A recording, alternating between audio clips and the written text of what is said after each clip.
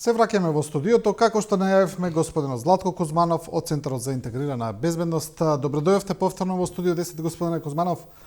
Добро ве најдов. Благодарам на поканата.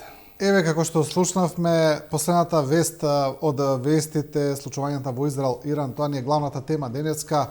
Војниот кабинет на Израел се состана, разговараат, дебатираат како да одговорат на нападот на Иран. Што мислите вие во однос на целиот овој след на настани кој се случи, а кој почна со нападот на израелските сили врз ирански конзулат во Сирија? Како се то ова се одвива и мислите ли дека сега Израел ќе има сериозна реакција на овие напади? Па вака од последното наше видување анализа што правиме на безбедноста состојба од регионот, гледаме дека помина 20 на дена од тогаш безбедноста и по регионот и пошироко се влошува. Со ова состојба и војната помеѓу Израел и Хамаса и сега нападот од Иран, можеме да кажеме дека тука без оглед што ова беше неколку дена така актуелно, нападот од саботата на неделата, ракетниот напад од страна на Иран на Израел со преку 300 ракетни системи и дронови, мислам дека од самиот почеток на тој конфликт во Блискиот Исток сега, од кога Хамас нападна таму од 7 октомври, до сега посебно меѓународната заедница се обидува да го држи под контрола тој конфликт и да не ескалира.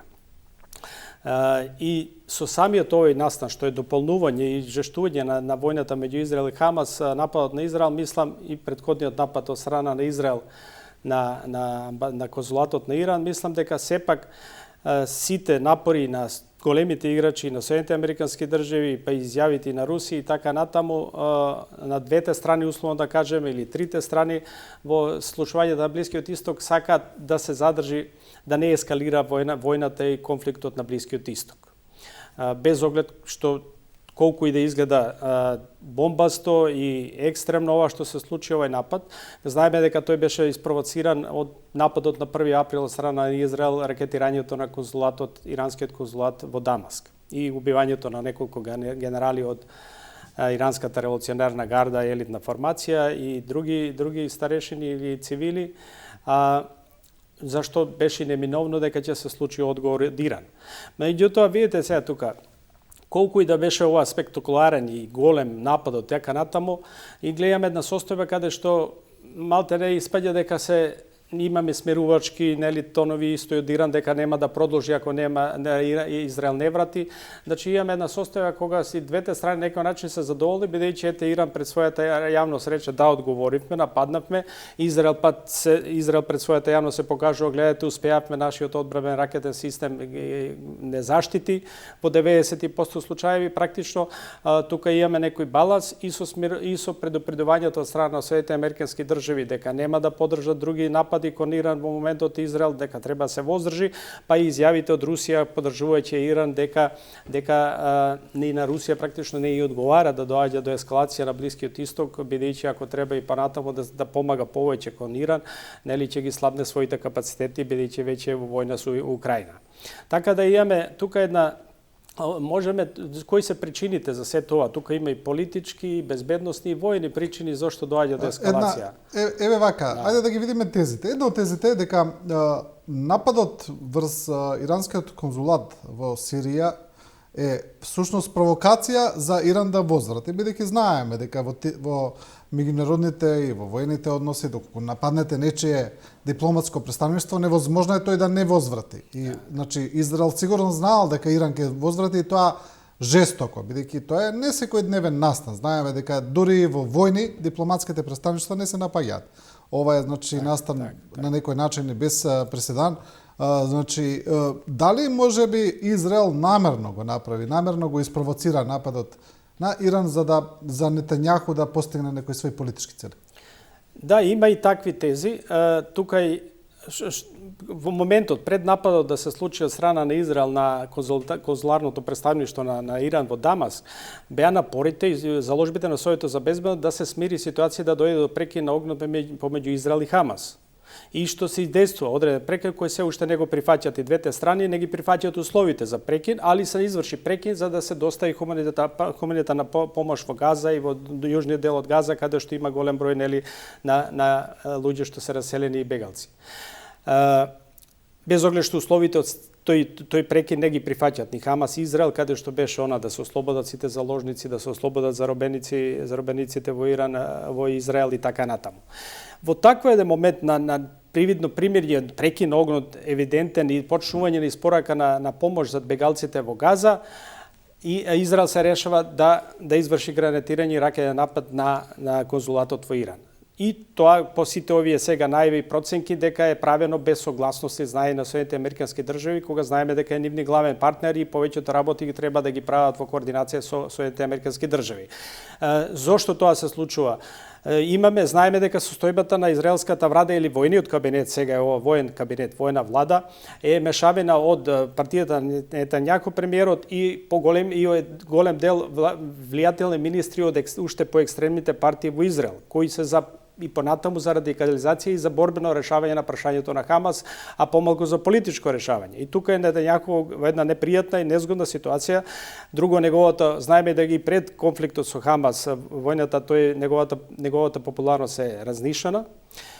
Во меѓувреме, заради неуспехот да се ослободат заложниците, почна демонстрации и протести во Тел Авив и Јерусалим, во други градови, каде што се бараше и оставка од Нетањаху и почна да тлее поголемо незадоволство кај израелците во врска со работата на војниот кабинет и на Нетањаху. Во такви моменти Тел Авив, односно Израел, се решава да изврши тој напад на конзулатот во Дамас, каде што практично се знаеше дека ќе се испровоцира реакција од страна на Иран.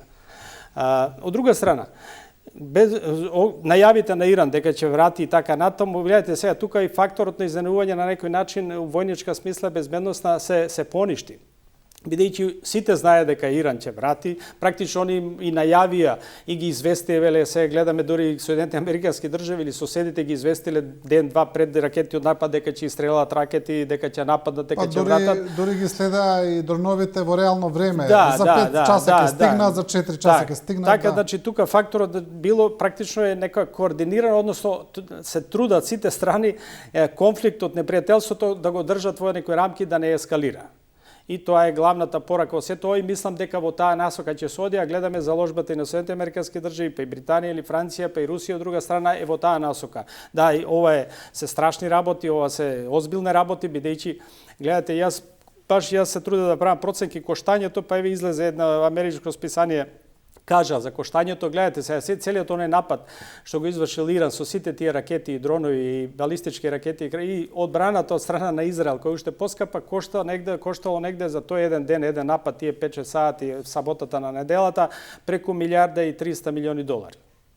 Да, успехот е голем, бидејќи тој ракетен штит, еве се да кажеме нешто кратко и за тоа, бидејќи Иран предизвика на Иран, бидејќи коштањето на Иран е 10 пати помалку со тие ракети во однос на одбраната на Израел. Значи вие сега за една вечер те потрошиле повеќе $1 милиарда за да се одбраните, нели битно е одбраната и да не гинат луѓе, али колку тоа кошта.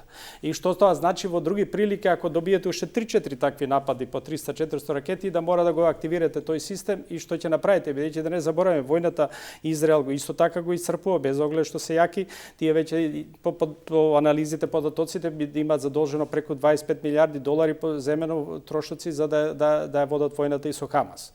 Така да и ова треба и од тој аспект да се гледа, ова се скапи работи, да убаво звучи тоа систем ракетен одбранбен заштитувате 90%, али тоа се милиарди прашања и е една од колку е тој стварно ефективен систем, па еве имаме и сознание дека и Германија успеала, бидејќи тој систем развиен, заштитниот систем на Израел е развиен со американците, па и Германија го купила. Меѓувреме, знаете за колку? За $3,4 милиарди.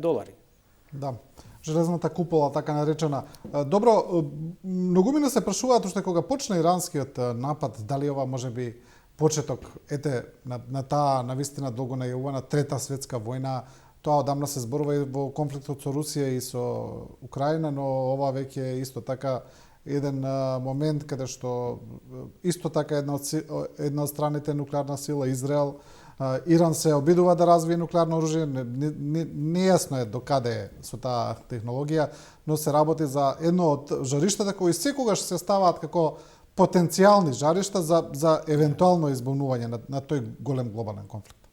Значи, тука ако збориме, гледате се, пак се враќаме на онај што кажа порано, стратегијата на употребата на нуклеарното оружје. Нуклеарно оружје е битна ставка во земјите што го имаат, али јас кажав и порано, тоа е стратегија за да не дојде да не војувате со некој кога имате, значи да одвраќање, не да го употребите.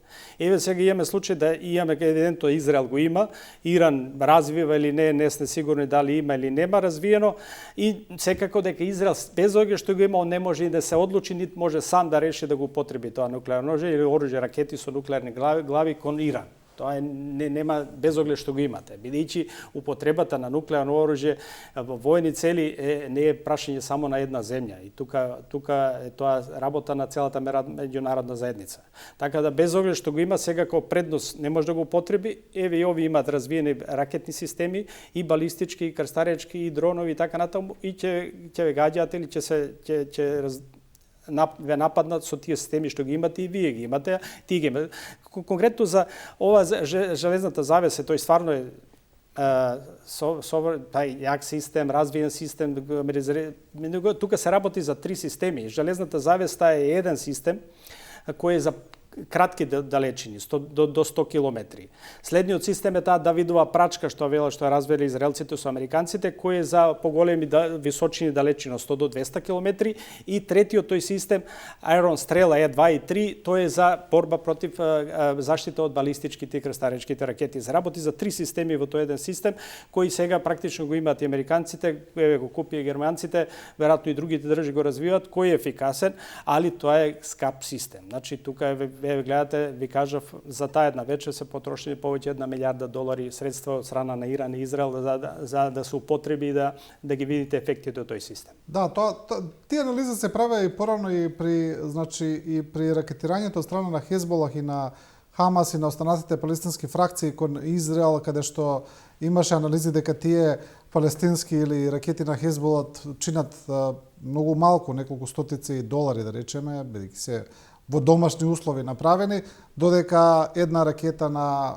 железната купола, например, чини стотици илјади $, за да врати. Значи, едноставно и така се црпува Израел и економски.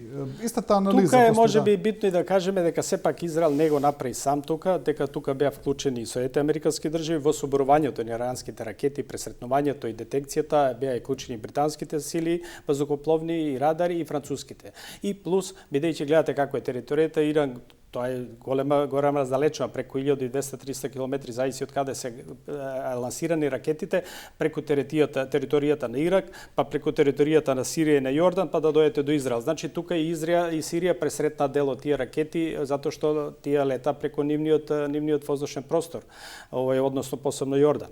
Да, американците кажаа дека употребиле и 2 борбени брода кои биле таму, дека пресретнувале од нив од тие Аегис системи. Така да околу таа ситуација на Блискиот Исток, еве ако правиме некој краток заклучок за да можеме да офатиме и други безбедности прашања во регионот, мислам дека во овој момент нема да се дозволи, големите сили ќе држат ситуацијата под контрола. Војна има, состојбата е лоша на Блискиот Исток. Соединетите американски држави големи средства и луѓе имаат распоредено и трошат и распоредуваат големи средства. Имаат преку 20 бази во тој регион на Саудиска Арабија, Голф, Персискиот залив, во Медитеранот, и Франција и Британија се присутни тука. Сега и Русија го зајакнува присуството со своји бродови во Медитеранот и во базите во Сирија, и меѓународната заедница во овој момент мислам дека е целта да не дозволи ескалација на тој конфликт, да се држи под контрола војната помеѓу Израел и со Хамас или со некој друг евентуално противник. Да. Кога веќе зборуваме за Украина, интересен е коментарот на украинскиот претседател Зеленски, кој изјави, вели, сојузниците се солидаризира и помогна на Израел веднаш кога беше потребна, а ние со месеци чекаме помош за противвоздушна одбрана, на некој начин, вели, оставени сме на цедило. Па еве, кога зборуваме за руско-украинската војна, да, таа изјава беше кажала, бидејќи тие имаат мака, председателот го посакуваат што повеќе беѓи имаат проблем и недостаток на противажности системи и тога го искористи сега да каже еве гледате како овде сега може се браните, али тука има една суштинска разлика. Ови системи се изградени од порано и ова се скапи системи кои ни може да ги испорачат, ни да ги воспоставите во Украина сега. Значи кажавме, го објаснивме тој каков е тој противракетен штит и делови да, и затоа апелира, еве успеа само еден патриот систем да му достават Германија во последното барање, али што е малку, бидејќи евидентно е да западните држави сите тие своји системи што ги имаат не може да ги испорачат затоа што им требаат и на нив, а на производството на такви нови системи треба време. Украина бара минимум 7. Да, минимум 7, не 7 повеќе, они бараат преку 25 системи, минимум, али за да, тоа е невозможно затоа што се еве кажавме кој е коштањето на тие системи. Што се однесува до руско-украинската војна. Тука гледаме сега дека во делот на самото разграничување на борбената линија, руската армија е во одредена спроведе офанзивни дејства, има иницијатива, посебно во источниот дел на Украина. Таму знаеме местото ова Часлав Јар каде што се вршат борби и има дори апел и наредба од Путин дека тој мора да се заземи до 9 мај до некоја парада и прослава за денот на победата. Но тоа место е село, градче, малечко, важноста негова не е толку голема колку што е следниот град, бидејќи тој Часлав Јар е 20 на километри западно од Бахмут, а после Часлав Јар се наоѓа Константин градче поголемо кој е битен патен и коридор и чвор, каде што се укрстуваат и патиот и железничкиот правец и тоа е следната цел, тоа е позападно уште од Часлав Јар. Али тоа нема така да оди брзо, бидејќи веќе и украинските сили спроведуваат добри одбранбени мерки, се окупуваат на сите позиции, така да на фронтот русите се во блага иницијатива, посебно во источниот дел. Ракетните удари и со прецизни ракети со безпилотно летала продолжуваат и од двете страни, и од руска страна код Украина, па видовме во последното ефектот на термоелектраната која беше гаѓана близу Киев и каде што го остави тој цел регион околу Киев без струја, беше уништена со тие високо прецизни и скапи ракетни системи, Кинжалот и тие другите ракети што ги користат. Тука имаше информација дека Русија употребила една крстосувачка ракета која е налик да речеме на Томахавк или на Storm Shadow, која лета ниско над теренот, над конфигурацијата и дека тоа е една од поновите ракети развиени од Русија, која ретко се употребувала сега и дека е употребена за напад на таа. Поголеми разорности боеви глави за да се направи таква штета на таа термоелектрана што е уништија кој цел еден регион не остана без струја. Но исто такви напади, дел од тие средства ги добива и понатаму Украина и она успеа да парира исто со напади на руска територија, во длабочината на руска територија или во територијата на окупираните две региони Донецки и Луганск. И такви напади имаше, нели? Но има тука сега два моменти многу интересни. Едниот момент е на некој начин ние зборувавме во претходните анализи, спомнувавме пред некој месец кога се појави таа анализа на Билд која ја цело време ја спомнувам и не случајно ја спомнувам. Тоест не анализа, туку информации кои Билд ги објави тогаш неофицијални од високи германски извори, дека на некој начин западните сојузници пред Соединетите американски држави вршат притисок врз Украина да почне да преговара. И дека тој притисок ќе биде направен на таков начин со што постепено ќе биде скратено снабдувањето со оружје. И ние гледаме дека тоа се случува. Без разлика дали е тоа блокирано во американскиот сенат, како што велат од републиканците, можеме да веруваме дека можеби е сето тоа од тој некој план, бидејќи навистина таа информација на Билд еве се совпаѓа со случувањата на теренот. Втора работа е само што да кажам во однос на рафинериите. Се покажа дека украинските напади на рафинериите се покажаа како една од најдобрите украински стратегии за парирање на руската војна надмог во моментов. Но Америка отворено бара од Украина да прекине со тие напади. Тоа го кажа и пред некој ден, сосема и Лојд Остин го кажа директно дека Америка ги смета тие напади како напади врз цивилни цели и дека треба да прекинат. Управо сте за од последното да почна да го искоментирам. Право, али тие напади такви, знаете, тука има друг проблем. Да, успеа ефектни, ако е украинските напади на стратешка инфраструктура на руска територија, него зашто тука Соединените американски држави рекоа немојте, не го правите тоа, бидејќи правите големи импликации, имате противник кој може исто да и врати или по-жестоко. Исто тоа се случува. Значи, колку повеќе имат ефект украинците со некои напади во лабочина на руска територија да уништуваат стратешки објекти, русите имаат повеќе ракети во моментот, повеќе средства, исти такви напади спроведуваат на возвратат и да возвратат повеќе. А вамо Украина зависи од помошта.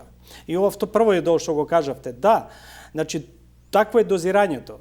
Ако сака меѓународната заедница да влие, да дојде до некој прекин на огнот и да седне, да се дојде до маса, ќе се направи на овој начин, што ќе се дозирано каже или укаже дека нема да се става помош и дека ќе се бидат принудени страните да преговарат, да дојде до прекин на огнот. И ја што мислам дека и на руска страна и одгора, бидејќи ова исцрпување за руска страна, да не се заваруваме, да не мислиме дека тие имаат конечно ресурси. Во таа насока гледаме да има 3 иницијативи. Едната е во Швајцарија за евентуално спроведување на некои меѓународни мировни договори, прекин на огнот и договори. Едната е швајцарската иницијатива, каде што за жал русите не за жал не природно немате решение, не ги покануваат русите, против која се и Кина и така натаму, и таа ќе биде осудена на пропаст, на неуспех. Следната иницијатива е од страна на Турција која дава за преговори, каде што е прифатлива на некој начин, не ја отфрлуваат руска страна, и третата иницијатива е од страна на Пекинг. Имаме 3 иницијативи во моментот за евентуално прекин на огнот и да сепак да се седне и да се бара некое решение, бидејќи ова не може да оди до бескрај. И сега ја мислам дека тоа доколку не се случи некој пресврт со некои нелогични работи, дека сепак до крајот на оваа година мора тоа да дојде до некој прекин да почне да се преговара. Иначе во моментот, значи гледате, бидејќи ова продолжува, пак продолжуваат од страна на Украина успешни напади на полуостровот Крим, па вчера беа нападната командата на маринската бригада на русите во Севастопол и така натаму, и тоа нема крај, бидејќи русите имаат за 5 пати повеќе зголемено производството на ракети во Русија во последниот период.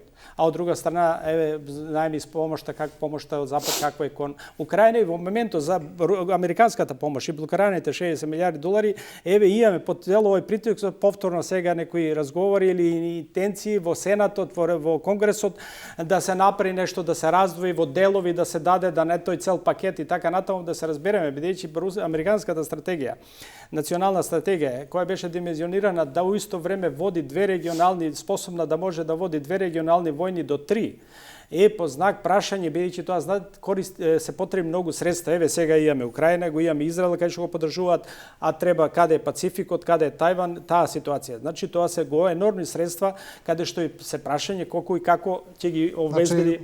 Евентуално трето воено жариште би било проблем сега за американската стратегија. Тоа Конгресот го знае, американците го знаат, тоа се големи средства кои се издвојуваат и не можете така, сега не се работи само дека се тоа 6 милиарди, него треба и на други страни, бидејќи сакате да влијаете на сите си светски процеси, треба големи средства да бидете присутни, се даваат големи средства, посебно да не кажем во Пацификот, каде што е отворена голема дупка и прашање кој доправа ќе се отвара. Така да во Украина, за војната за меѓу Русија и Украина, од овие 3 иницијативи, која и да се свати поозбилно и да почне нешто, да се разработува, да дојде до прекин и да евентуални меѓународни преговори, па условите и така натаму, би било некое прашање, известно прашање или решение до крајот на годината, за да не се продолжи со непријателството. Во спротивно, тогаш одиме пак на оние војни сценарија и Сега гледаме дека се обидуваат Франција и Германија да ја преземат иницијативата тие да бидат главен снабдувач или помагач на Украина, па тука и чешката иницијатива за собирање на амуниција артилериска за Украина, но се чини дека прашање дали имаат Берлин и Париз капацитет тоа да го направат без американците. Не може доволно. Тие беше димензионирано до 1 милион гранати, ракетни гранати, муниција да се обезбеди. Да не може да се обезбеди, не може да производат. Проблем е што за ликите не може тони сите да ги дадат, треба да остават за своја одбрана. Никоја држава нема се да даде. Следно, самите војна индустрија не може да ја произведе за краток рок, толку посебно тие ракети што се за овие до 150 мм на некој начин, али овие другите ракети за ПВ системи и сложените системи, тоа не се произведува така лесно и така брзо. уште ова за Русија, исто така многу се зборува за Русија, дека Русија сепак доста подобро од очекуваното го помина овој период на санкции, на западни санкции, на руската економија се стави во фаза на војна економија во моментов, но сепак и вие тога го спомнавте, велат дека руските резерви сепак не се неограничени и руските капацитети не се неограничени. Гледаме дека Русија сепак добива помош од Иран, мора да зема оружје, од Северна Кореја артилериска амуниција, од Кина не толку, но се претпоставува дека има некаква помош, бидејќи Кина се обидува да се држи на страна неутрална во случајов, и вела дека руското производство на оружје и не е толку големо колку што се представува, туку повеќе Русија ги црпи своите резерви на советско оружје, каде што истите тенкови ги преработува на некој начин, да ги оспособува за војна, а не постигнува сепак да произведе толку колку што им треба. Не, мислам дека произведува, ако гледаме, споредиме фактот, колку пред 2 години Русија извезуваше оружје во светот и колку учествуваше во светскиот извоз на оружје, тоа сега се намали за 20%. Значи, тие 20% очигледно отишле за производство за своите потреби. И дека тоа да, овој економистите тоа подобро го знаат, да, сега развивате, одржувате економијата со развивање на воената индустрија, работат луѓе, се вртат парите, али на долгорочен план тоа веројатно ќе предизвика други негативни економски ефекти, бидејќи ви мора да ги развивате и другите гранки, не само воената индустрија. Тоа сега ја одржува, али веројатно морате да најдете решение за година-две, бидејќи тоа ќе предизвика други економски проблеми. Па да, проценките на ММФ се дека економските загуби на Русија во поглед на проектиран економски раст е 1,3 трилиони долари, колку што се сеќавам, за наредните 10 години како последица на војната во Украина. Добро, на некој начин се доаѓаме и до Балканот. Оваа војна неминовно влијае врз целиот свет, а камоли врз Балканот, каде што овие влијанија се традиционално силни. Гледаме дека тука се повторно две главни жаришни точки. Тоа се Босна и Херцеговина и Косово. Секогаш се спомнуваат како потенцијални жаришта за евентуално некакви немили настани. Да, па гледаме некако се поклопува, беа точни практично пред месец дена зборувавме за извештаите од службите на Соединетите американски држави, кога излегува во јавност и кажува дека на Балканот може да дојде до влошување на ситуацијата и така натаму, и еве стварно и доаѓа до влошување. Сега моментално ситуацијата, ако почнеме од Босна и Херцеговина, е можеби најкомплицирана, најтешка политичка од после Дејтонскиот период, од после повојниот период. Што се случува сега таму? Гледате, таму имаме еден голем изразен целосистемски конфликт помеѓу председателот на ентитетот Република Српска, која е дел од Босна и Херцеговина, со високиот представник Кристијан Шмит, доаѓа до целосно непризнавање на одлуките на Федерацијата од страна на Република Српска. И Додик, председателот Додик и Собранието на Република Српска дури изгласа и закони со кои ги поништуваат и не ги признаваат одлуките на високиот представник и на кривични од Федерацијата на Босна и Херцеговина. Тоа што предизвика, бидејќи таму знаете, Босна е држава самостојна, али сепак за да се одржи тој мир и политички систем, таму имаме висок политички представник на меѓународната заедница и во дел од уставните судии се странци за да го одржуваат тој систем. Република Српска Додик не се согласува со тоа, бидејќи на тој демек нема целосен суверенитет на тој начин, дека е на некој начин протекторат, и се стави во директна борба и се конфронтација со високиот представник германскиот дипломат Кристијан Шмит. Тој издействува преку Федерацијата да се донесат закони и уставни суд кривичниот закон и да се санкционира тоа што го направи Додик и да се поништат законите кои донесе Република Српска. Од друга страна, Република Српска продолжи тие закони, ги објави и службен весник, и сега после тоа се покрена обвинение против председателот на Република Српска Додик за нарушување на уставниот поредок на Босна и Херцеговина и се води постапка у Сараево за него. И тука ескалацијата практично е доведена до крајна конфронтација. Дури се забрани, високиот представник на меѓународната заедница сакаше да патува Бања Лука, па овие му порача од Бања Лука му порача дека нема да го примат, па он одложи патувањето, не може да отиде у посета у Бања Лука и така натаму. И конфронтацијата последното, кога се покрена обвинението против Додик, председател Додик ги собра сите лидери од Република Српска и донесоа одлука да не ги признава тие одлуки, дори најавија дека ќе барат сите српски представници од федералните тела да се повлечат, па и од војската да се повлечат србите и да се вратат во Република Српска, доколку овај високиот представник продолжи со спроведување на оваа одлука. И тоа е таа комплицирана, тешка ситуација. Во исто време, гледате сега како се комплицираат работите допълно. Во исто време се случува таа иницијатива од меѓународната заедница, односно од Босна и Херцеговина, за прогласување практично на 11 јули, денот кога се случил злочинот и геноцидот во Сребреница, каде што се убиени голем број на муслимани, да тој ден да се прогласи како меѓународен ден на геноцидот. И сега се бара спонзори од меѓународната заедница и државите кои ќе таа резолуција ќе ја предложат на Обединетите нации во Генералното собрание на Обединетите нации да се изгласа, и тоа е сега и тој процес во ова сега конфронтација политичка Босна се враќаат раните од 95-та кога беше тој извршен напад, геноцидот во Сребреница. Ако гледаме еве вака стратешки, например, што се случува во поглед, ако ги поврзаме и Босна и Косово и Србија и се, како една целина, односот на меѓународната заедница тука, можеме ли да кажеме дека можеби гледаме дека српскиот председател Вучик е многу често во друштво со Милорад Додик, и тоа знаеме дека никош не е случајно. Дури во една од последните најжестоки изјави на Додик, каде што тој повторно се закане со оцепување на Република Српска, позади стоеше председател Вучик, беше на некој заеднички настан. Тој го кажа тоа и пред него, значи. Има некои тези дека можеби Александар Вучик го користи Додик како противтек за Косово. На некој начин, кога ќе го притисне меѓународната заедница за Косово, кога Србија ќе се почувствува тука дека има поголем притисок, тој тогаш балансира со Додик во Босна и на некој начин така се обидува да воспостави некаква рамнотежа. Да, тоа е присутно во јавноста, али да се разбереме кои се фактите. Прво, Србија е потписник на Дејдонскиот спогодба, договор. Значи, тие со тој договор се поддржуваат Босна и Херцеговина таква како што е со тие три entiteti, Бошњачко, Хрватски и Република Српска. Тоа за волја на вистината Вучик го повторува стално. Да, значи тоа е факт. Да. Од друга страна, да, они секојдневно политички има директни практично комуникации со работка со Република Српска и со србите тамо кои ги сметаат нели дел од нивни народ и се работуваат, и каде што може да се сваќа дека практично вие на некој начин ја подкупувате таа заложба, каде што ја велите да одржувате унитарноста на Босна и Херцеговина, од друга страна се работувате за многу прашања само со Република Српска. Али тие тоа го сметаат дека е тоа нивно право, бидејќи тоа е дел од нивниот народ. Тоа ја комплицира политичката ситуација и политичкиот систем во Босна и Херцеговина.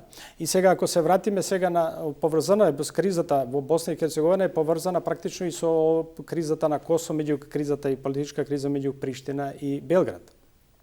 Затоа беше и овој свикувањето на Вучич пред неколку дена, пред 10 дена тој собир во Белград, каде ги собра србите од лидерот да разговараат што се случува тоа во Босна, Косово и да заземат да ги координираат политичките напори како да се справуваат како они што гледаат дека се тоа напади кон нив или кон Србија и Република Српска и како да одговорат. Бидејќи што се случува? Сега гледате, визави Белград и Приштина.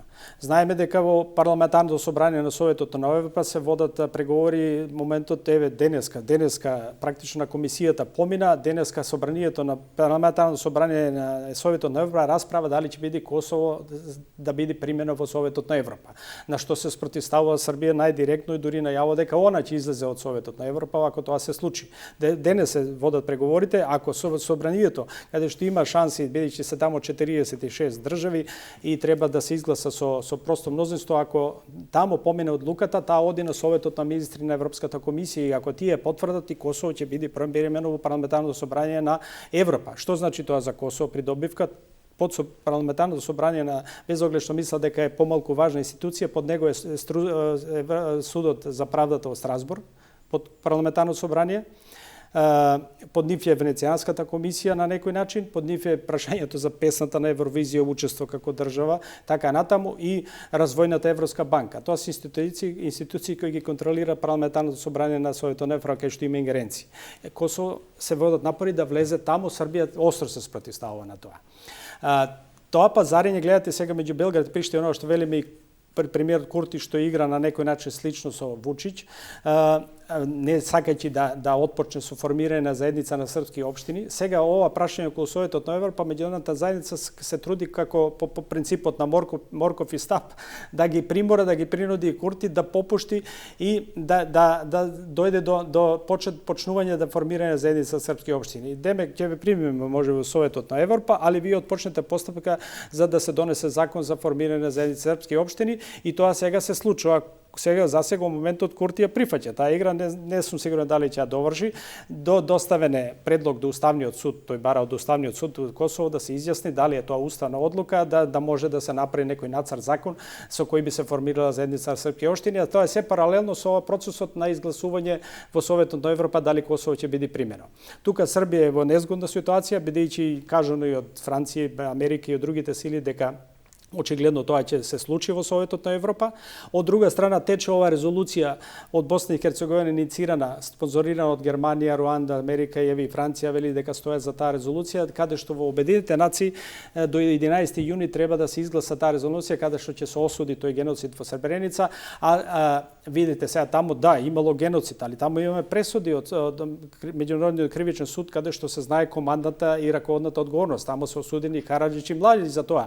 Србите не сакаат на тој начин да се жигосат цел еден народ дека е геноциден. Таа е борбата и маката што они не сакаат, бидејќи имало злочин, имало геноцид, али се знаат починителите кои го извршиле, а не дека е тоа сега нација проти нација. И тоа е многу сензибилно и тешко прашање, посебно бидејќи од војната од Босна, тој цел конфликт што произлезе и сега да се враќате 24-5 години на тоа прашање, а во оваа политичка констелација во Босна, со ови нарушени односи и односот и Белград и Приштина, тоа е многу треба да се биде внимателно со такво тоа прашање, тоа е моје мислење, бидејќи е сензибилно прашање и може да влие на овие политички односи нешто што се случило пред 24 години. Треба да се осуди, али не да се предизвика други политички конфронтации.